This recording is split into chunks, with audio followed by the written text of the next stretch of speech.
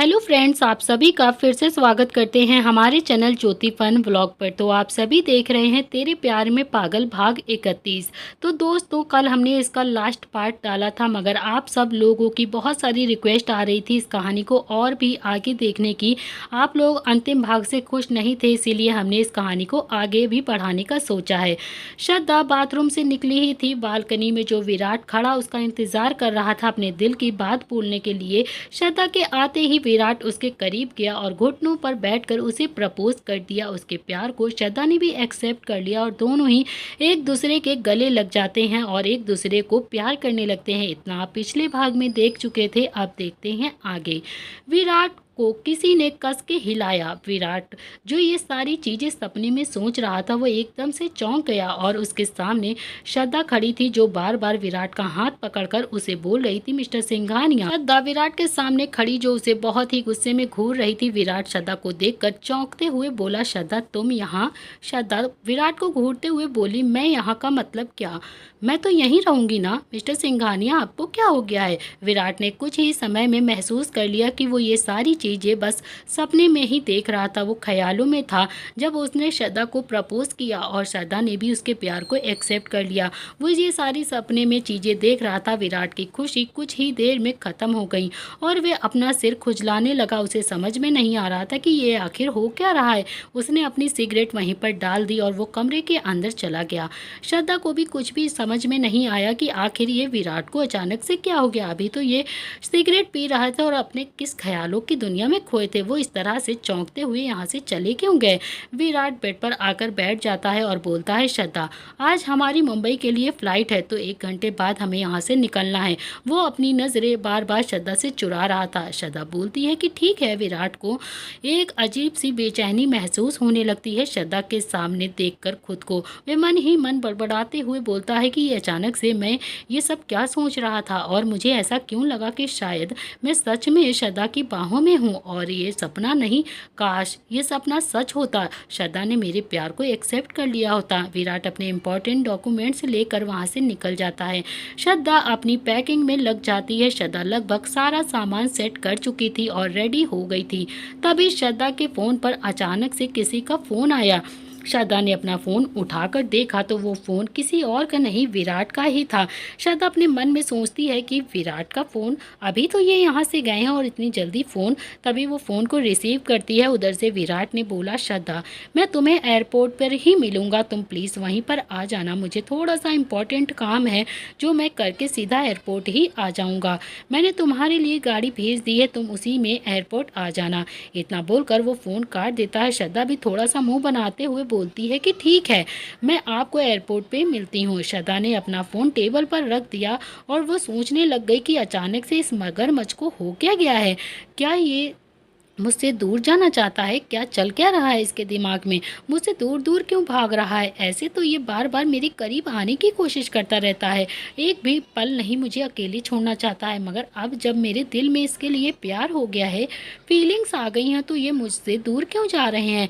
इधर विराट जो जानबूझकर श्रद्धा के साथ नहीं जाना चाहता था, वो जानबूझकर ये बहाना बनाता है कि वो किसी काम से जा रहा है, उसको अकेले एयरपोर्ट पर बुलाता है। उसे कोई भी मीटिंग नहीं थी, कोई भी काम नहीं था। विराट के दिल में थोड़ा सा डर आ रहा था कि कहीं राशि की तरह श्रद्धा भी उसका साथ ना छोड़ दे, जैसे राशि ने उसके दिल में अपने लिए ढेर सारा प्यार जगाकर उसका साथ छोड़ दिया, जिसके लिए आज भी उसके दिल में दर्द है। विराट इसीलिए जानबूझकर अपनी फीलिंग्स को कंट्रोल करने लगा और फिर से पहले जैसा विराट सिंघानिया बनने की कोशिश करने लगा, जो हर किसी से हमेशा नफरत और गुस्से में ही रहता था, किसी से भी सही से बात नहीं करता था। गुस्से में रहने वाला विराट सिंघानिया उसकी तरह वो बनने लगा। श्रद्धा भी उसके साथ धोखा न करे, इसीलिए वे श्रद्धा से दूर दूर भाग रहा था। श्रद्धा एयरपोर्ट के लिए निकल चुकी थी। विराट जो पहले से ही श्रद्धा का वहां पर इंतजार कर रहा था, जैसे ही श्रद्धा वहां पर पहुंची, विराट ने उसकी तरफ नजर डाली। विराट ने उसे इग्नोर किया और वे टिकट्स ली और अपनी सीट पर आकर चुपचाप से बैठ गया। श्रद्धा को ये सब देखकर बहुत ही ज्यादा अजीब लग रहा था और वे समझ नहीं पा रही थी कि आखिर ये हो क्या रहा है। वो बार बार अपना दिमाग चलाते हुए सोचती है कि ये अचानक से इस मगरमच्छ को क्या हो गया है, ये मुझसे यूं दूर दूर क्यों भाग रहा है, किसी ने इसे कुछ कहा है क्या? विराट की तरफ से ना उसे कोई भी रिस्पॉन्स मिलता है, ना ही विराट उसे देखता है, उसे एक शब्द भी नहीं बोलता है। श्रद्धा के दिल में अब बहुत ही ज़्यादा उथल-पुथल मच चुकी थी, क्योंकि ऐसे विराट का चुप-चुप रहना उसे अच्छा नहीं लग रहा था। वो ना चाहते हुए भी धीरे-धीरे विराट से बात करने की कोशिश करती है, मगर विराट उसे बस हाँ और ना में जवाब देता है। उसकी किसी भी बात को सीरियस नहीं ले रहा था, उसकी बात का कोई जवाब भी नहीं देता है खासकर। इसी तरह से उन दोनों का ये सफ़र कट जाता है और वो लोग लंदन से आ जाते हैं मुंबई। विराट फिर श्रद्धा को उसके घर भेजने के लिए कार मंगवाता है। श्रद्धा उसके घर को भेजकर वो खुद अपनी मर्सिडीज लेकर अपने घर के लिए चला जाता है। श्रद्धा पूरे रास्ते विराट को याद करती रही और वो उस सपने को बार बार महसूस करते हुए बोलती है, क्या यही वजह तो नहीं है जो मिस्टर सिंघानिया मुझसे दूर हो रहे हैं? कहीं जो मुझे सपना लग रहा है वो हकीकत तो नहीं है? मुझे ऐसा क्यों लग रहा है कि वो सपना सच है और वो सब सच में हमारे बीच में हुआ है? श्रद्धा अपने घर आ जाती है। वो अपने रूम में जा ही रही थी, तभी उसकी माँ वॉशरूम से बाहर निकलती है। श्रद्धा को देखते ही जल्दी से वे उसकी माँ उसके पास आई और बोली, बेटा तू इतने दिन से कहाँ थी? तो 2 दिन से गायब थी। तू कहाँ चली गई थी बेटी? मैं कितना ज़्यादा परेशान थी, और इतनी सुबह सुबह तू कहाँ से आ रही है? मैं जब घर आई तो तू अपने रूम में भी नहीं थी और ना ही घर में थी। श्रद्धा अपनी माँ के पास आकर बोलती है, माँ वो मैं 2 दिन के लिए लंदन गई थी, वहीं से मैं वापस आ रही हूँ। उसकी माँ बोलती है, मगर तूने मुझे बताया क्यों नहीं कि तू लंदन जा रही है? ऐसे तू मुझे छोड़कर कैसे जा सकती है बेटा? श्रद्धा बोलती है, माँ वो आप घर पर नहीं थी ना, इसीलिए मैंने आपको मैसेज किया था, मगर आपका फ़ोन ख़राब था जिसकी वजह से शायद आपको वो मैसेज नहीं मिला होगा। मगर अब मैं आ गई हूँ ना, देखिए माँ आपके सामने ही हूँ, आपको चिंता करने की अब बिल्कुल भी ज़रूरत नहीं है। उसकी माँ धीरे से बोलती हैं कि ठीक है बेटा, अब तू जा अपने रूम में जाकर आराम कर ले, थक गई होगी ना। श्रद्धा धीरे से मुस्कुराती है और बोलती है, जी माँ। वो उसकी माँ बोलती है कि ठीक है तू जा, मैं अभी तेरे लिए चाय बनाकर लाती हूँ। श्रद्धा अपने रूम में आ जाती है। इधर विराट अपनी मर्सिडीज जैसे ही उसके घर के बाहर रोकता है, सभी लोग उसका स्वागत करने के लिए गेट पर खड़े थे, जैसे कोई बहुत ही दिनों बाद घर लौटा हो। उसकी माँ हाथों में पूजा की थाली एक विराट का इंतजार कर रही थी। तभी विराट जैसे ही अपने दरवाजे की दहलीज पर पहुंचा, उसकी माँ ने उसकी आरती उतारी, फिर विराट को अंदर लेकर गए। विराट के घर वाले बेसब्री से स्वागत कर रहे थे विराट का, क्योंकि कोई खास वजह थी। सभी लोग बैठे बातें कर रहे थे, तभी विराट सभी के बीच जाकर बैठ गया और विराट के चेहरे पर एक अजीब सी बेचैनी साफ दिखाई दे रही थी, जिसे सभी कोई देख सकता था। उसकी माँ उसकी फेवरेट कॉफ़ी बनाकर उसके पास लाती हैं और उसके तरफ कप बढ़ाते हुए बोलती हैं, बेटा ये ले, मैंने तेरी फेवरेट कॉफ़ी बनाई है। और हाँ, सब कुछ ठीक से हो तो गया ना सारा, जो भी तू करने गया था? विराट हल्का सा मुस्कुराता है और बोलता है, जी माँ हमारी डील फाइनल हो गई है और हम बहुत ही जल्द इसका बहुत ही बड़ा प्रॉफिट भी देखने को मिलेगा हमें। सभी घर वाले विराट को खुशी से कॉन्ग्रेचुलेशंस बोलते हैं। विराट मगर वहीं इन सब के बीच अक्षत कहीं भी दिखाई नहीं दे रहा था। तभी विराट वो अपनी माँ की तरफ देखते हुए बोलता है, माँ ये अक्षत कहाँ पर है? कहीं दिखाई नहीं दे रहा है। ऐसे तो ये मेरे आने का बेसब्री से इंतज़ार करता है और छोटे जनाब गायब हैं। उसकी माँ उसकी तरफ देखकर बोलती है, बेटा आजकल जब से तू गया है 2-3 दिनों से उसका तो कुछ पता ही नहीं चलता है। होगा अंजलि के साथ, और कहाँ जाएगा? विराट को थोड़ा सा गुस्सा आता है अंजलि का नाम सुनकर। वो अपनी माँ से बोलता है कि ठीक है माँ, मैं बहुत ज़्यादा थक गया हूँ, मैं अपने रूम में जा रहा हूँ। इतना बोलकर विराट अपने रूम में आ जाता है। विराट जैसे ही अपने रूम में आता है, उसे अपना रूम बहुत ही ज़्यादा बदला बदला सा लगता है। उसे लगे ही नहीं रहा था कि वो अपने रूम में आया है। विराट थोड़ा सा ये सारी चीज़ें देखकर चौंक जाता है। हर एक चीज़ रूम में चेंज हो चुकी थी। विराट थोड़ा हैरान होते हुए जब पूरा अंदर तक आ गया, उसने देखा कि उसका रूम तो पूरी तरह से चेंज हो गया है। जिस चीज़ से वो नफरत करता था वही सारी चीज़ें उसके रूम में लगी थी। उसे थोड़ा सा गुस्सा आया और फिर वो सोफे पर जाकर बैठ गया। गुस्से में अपना सिर पकड़कर सोचने लगा कि आखिर ये सब क्या हो रहा है। उसने अपनी माँ को आवाज़ लगाते हुए बोला, माँ माँ मेरे रूम में आइए, जल्दी आइए। मेरे रूम में कौन आया था? मेरा रूम पूरा इधर से उधर कैसे हो गया?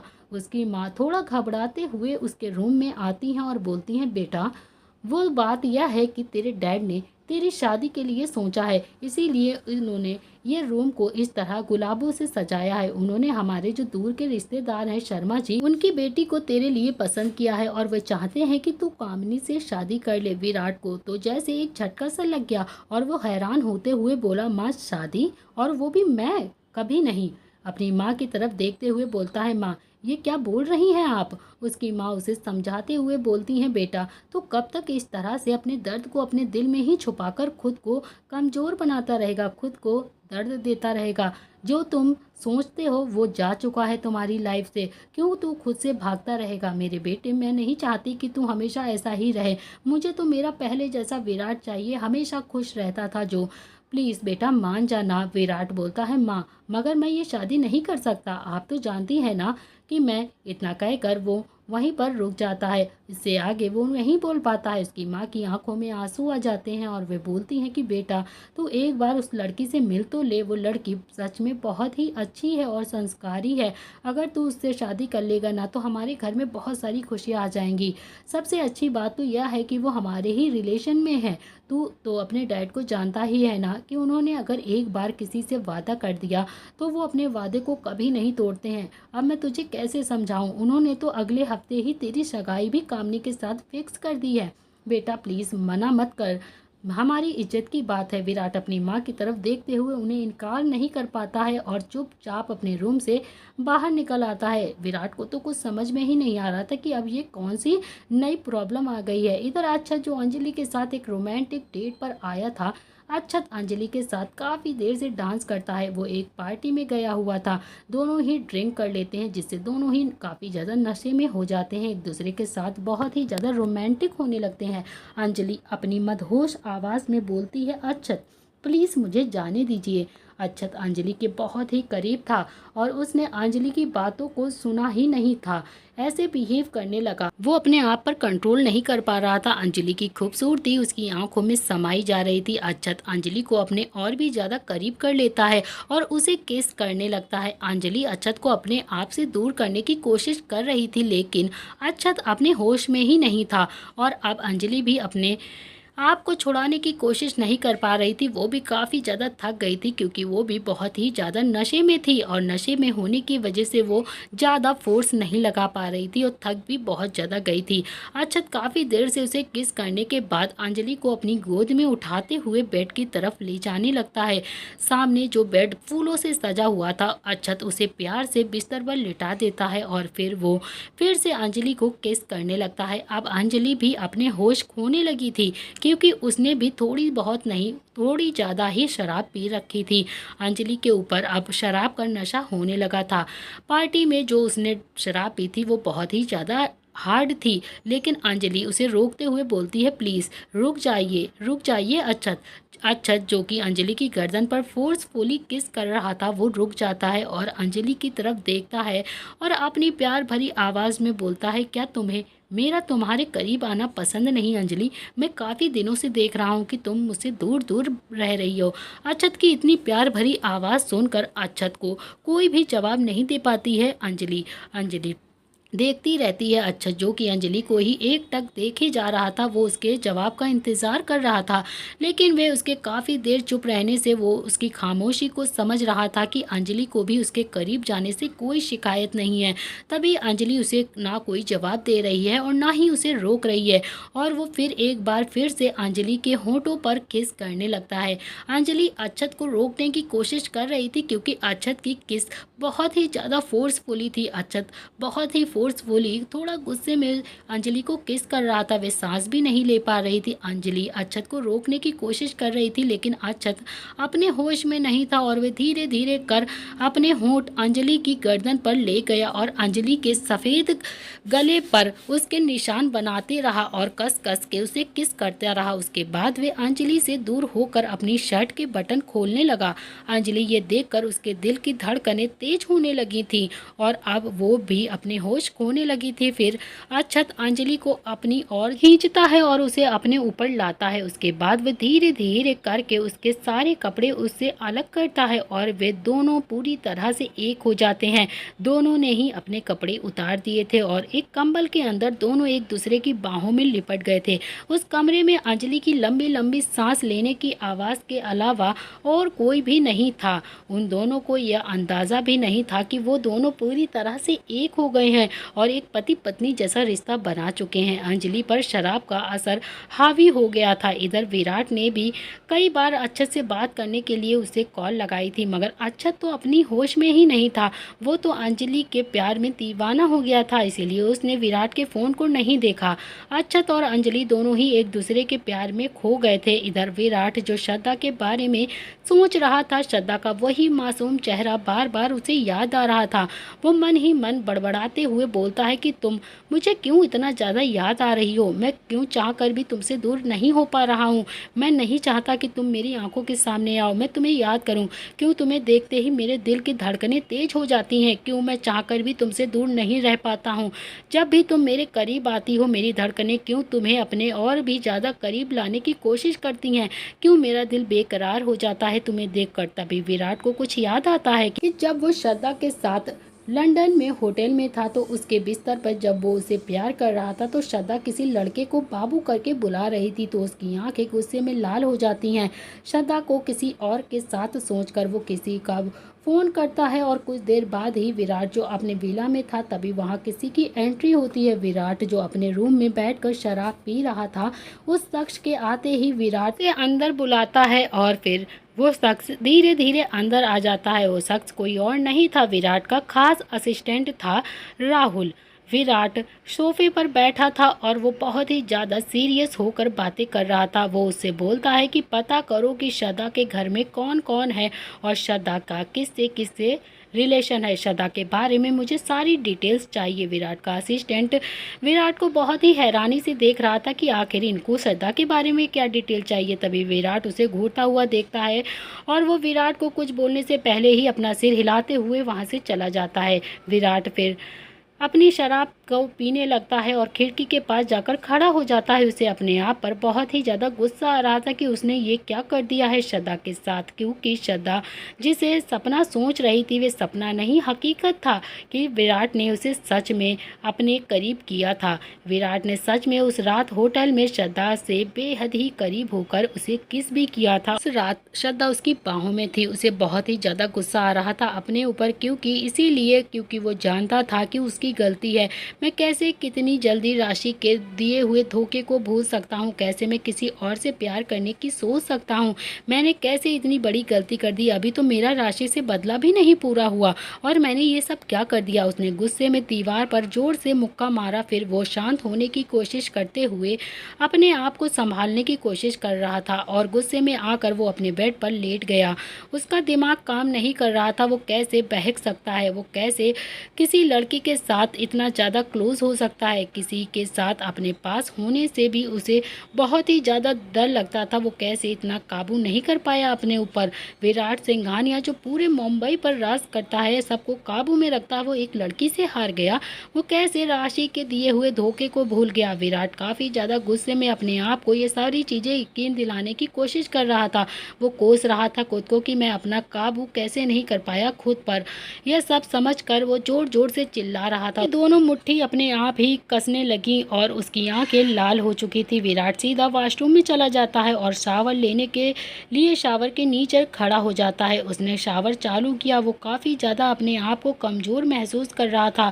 उसे बहुत ही ज़्यादा बेचैनी हो रही थी। वो किसी भी बात को समझना नहीं चाहता था। वो ये एक सपना समझकर भूलने की कोशिश कर रहा था, लेकिन उसे रात को वो कुछ बातें याद आने लगती हैं, तो वो अपना सिर पकड़ लेता है और गुस्से में जोर से चिल्लाता है राशि, जिसकी वजह से वो लंबी लंबी सांसें ले रहा था और उसका गुस्सा अपने आप पर आगे की तरफ बढ़ता जा रहा था। क्या विराट सच में श्रद्धा से नफरत करने लगेगा या उसके प्यार को एक्सेप्ट करेगा? इधर श्रद्धा अपने कमरे में लेटी थी। फिर उसे अपने शरीर पर अपनी गर्दन के पास कुछ निशान से महसूस होते हैं, जिन्हें देखकर पहले तो वो थोड़ा हैरान हो जाती है। उन्हें देखते ही श्रद्धा सच में पड़ जाती है कि आखिर ये मेरे शरीर पर ये निशान कैसे पड़ गए हैं। वे निशान कोई और नहीं थे बल्कि विराट ने जो श्रद्धा को बाइट किया था उसके निशान थे, उसके किस करने के निशान थे। मगर श्रद्धा तो उस रात को सपना समझ रही थी। फिर उसे ऐसा महसूस होता है कि उसने अपने मन ही मन में बड़बड़ाते हुए बोलती है कि मुझे ऐसा क्यों लग रहा है कि शायद मेरे और मिस्टर सिंघानिया के बीच ज़रूर तो कुछ हुआ है जो मुझे नहीं पता है। कुछ तो हकीकत है जो मुझे नहीं पता है, जिसकी वजह से मिस्टर सिंघानिया मुझसे दूर दूर भाग रहे हैं। और ये निशान भी ऐसे ही नहीं आ गए हैं मेरे शरीर पर। ये निशान गवाह हैं उन चीज़ों का। बहुत सारे कड़ियाँ वो जोड़ने लगी। श्रद्धा को कुछ कुछ ये एहसास हो रहा था कि शायद जो वो सपना सोच रही थी वे सपना नहीं हकीकत हो। श्रद्धा अपने दिमाग पर जोर डालते हुए ये चीज़ महसूस कर पा रही थी कि श्रद्धा ये सारी चीज़ें हकीकत में सोचते हुए काफ़ी ज़्यादा डर जाती है कि अगर ये सच में हकीकत हुआ तो क्या होगा। वो बहुत ज़्यादा डर गई, उसकी आंखों में आंसू आ जाते हैं क्योंकि वे विराट के गुस्से का शिकार नहीं बनना चाहती थी। वो अच्छे से जानती थी विराट के गुस्से को। वो ये समझ रही थी कि विराट उसे ही इन सारी चीज़ों का जिम्मेदार मानेगा, उसे फिर से टॉर्चर करेगा और वो विराट का गुस्सा फिर से अपने ऊपर टॉर्चर करना बर्दाश्त नहीं कर सकती थी। श्रद्धा अपने मन में बर्दाश्त नहीं कर रही थी और वो बड़बड़ाते हुए बोल रही थी, काश ये सब झूठ हो, ये सब गलत हो, ऐसा कुछ भी ना हो। इसी के साथ श्रद्धा कब सो जाती है उसे पता ही नहीं चलता है। इधर अंजलि और अक्षत दोनों ही एक दूसरे की बाहों में कसमसा रहे थे। तभी अंजलि जब उसे अपने ऊपर किसी के होने का एहसास होता है वे कसमसाते हुए धीमी सी आवाज़ में बोलती है, अक्षत छोड़िए, प्लीज़ छोड़िए ना, मुझे बहुत ही ज़्यादा दर्द हो रहा है। अच्छा, जो अंजलि को अपनी बाहों में जकड़े हुए था उसे छोड़ने का नाम ही नहीं ले रहा था। तभी अंजलि जोर से धीरे धीरे होश में आने लगी थी। अक्षत की बाहों से खुद को देखकर वो बहुत ही ज़्यादा डर जाती है और बहुत ज़्यादा हैरान हो जाती है। वे जल्दी से अपने बदन की तरफ नज़र डालती है तो उसके बदन पर कोई भी कपड़ा नहीं था। वो अपने आप को इस तरह से अक्षत की बाहों में लिपटी हुई देखकर खुद को अक्षत की बाहों से खुद छुड़ाने की कोशिश करते हुए वो अपने आप को दूर कर रही थी अक्षत की बाहों से। वो जल्दी से अपने कपड़े पहनकर वे होटल के बाहर निकल आती है ताकि अक्षत को ये सब चीज़ें पता ना चले। अंजलि को समझ में नहीं आ रहा था कि आखिर उसने अक्षत के साथ ये सब कैसे कर लिया। वो कैसे अपनी हदें पार कर सकती है अक्षत के साथ। उसे अपने आप पर बहुत ही ज़्यादा गुस्सा आने लगा था। वो जल्दी से अपनी कार लेकर अपने घर के लिए निकल जाती है। अंजलि जैसे ही अपने घर आती है वे सीधा अपने कमरे में जाती है और अपने कमरे का दरवाज़ा अंदर से बंद करके दरवाजे के पास टेक लगाकर वो अपने सिर को पकड़ लेती है और थोड़ा सा मुंह बनाते हुए चिढ़ते हुए खुद को कोसते हुए बोलती है कि अब मैं क्या करूं, ये मुझे क्या हो गया था, मैंने कैसे अक्षत के साथ ये सब कर लिया। मैं तो विराट से प्यार करती हूँ ना, तो मैं अक्षत के साथ ये सब कैसे कर सकती हूँ। अगर अक्षत को ये सारी चीज़ें पता चल गई ना कि हम दोनों एक दूसरे के इतने करीब थे, वो तो मेरा पीछा भी नहीं छोड़ेगा। उसे तो ये सारी चीज़ें बहुत अच्छी लगेंगी। मुझे मजबूर होकर उससे शादी करनी ही पड़ेगी, मगर मैं उससे शादी नहीं करना चाहती। मुझे बहुत ही बड़ी गलती हो गई। अब मैं इस गलती को कभी भी अक्षत के सामने नहीं लाऊंगी। वो खुद को बहुत ही ज़्यादा कोस रही थी, उसे अपने आप पर बहुत गुस्सा आ रहा था। वे जल्दी से बाथरूम में जाती है और सारी चीज़ों से उसे बहुत ज़्यादा इरिटेशन हो रही थी। जल्दी से वे शावर लेती है और अपने शरीर पर जो अक्षत ने उसे किस किया था, बाइट किया था, वो पूरे बदन को साबुन से धुलने लगती है ताकि वो सारे निशान मिट जाएं। इधर अक्षत जो नशे की हालत में अभी भी होटल में ही पड़ा था, उसे तो किसी भी चीज़ का होश ही नहीं था कि आखिर उसके साथ और अंजलि के साथ उन दोनों ने एक दूसरे के साथ क्या किया है। तो दोस्तों, इसी के साथ इस कहानी का यह अध्याय यहाँ पर समाप्त करते हैं। अगर आप जानना चाहते हैं कि इस कहानी में अब आगे क्या होने वाला है तो आपको देखना पड़ेगा इस कहानी का अगला भाग। आप सब ने बहुत सारे कमेंट किए थे, आप सबकी रिक्वेस्ट पे हमने इस कहानी को फिर से कंटिन्यू कर दिया है दोस्तों, क्योंकि इस कहानी का अंतिम भाग तो हम कल ही डाल चुके थे, मगर आप लोगों को कहानी और भी ज़्यादा आगे देखनी थी। आप लोग अंतिम भाग से खुश नहीं थे, इसीलिए मैंने फिर से इस कहानी को स्टार्ट कर दिया है लिखना। तो आप सब लोगों का ढेर सारा प्यार और सपोर्ट चाहिए, तो क्योंकि आप लोगों के सपोर्ट की वजह से ही और प्यार की वजह से ही मैंने आप सब की रिक्वेस्ट को एक्सेप्ट किया है। तो फिर आप लोग भी मुझे अपना ढेर सारा प्यार और सपोर्ट ज़रूर करिएगा। चैनल को लाइक शेयर सब्सक्राइब करिएगा। कहानी पर जो भी मोमेंट अच्छा लगा हो उस पर कमेंट ज़रूर करिएगा फ्रेंड्स। तो मिलते हैं इस कहानी के नेक्स्ट पार्ट में। आज के लिए इतना ही। Thank you friends, bye bye, take care.